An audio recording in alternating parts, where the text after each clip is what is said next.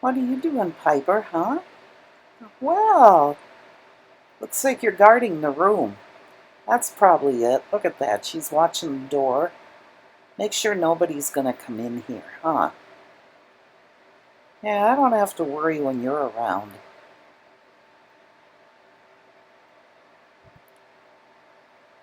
Yeah, you're a really good security guard, aren't you? Yeah, she's gonna watch that door. She seems like she was made for this type of work. She has so much patience. How many of us could just sit there and stare at a door for that long? Look at that, and she actually makes it look interesting. Well, Piper, I'll leave you to your work. You're doing a great job.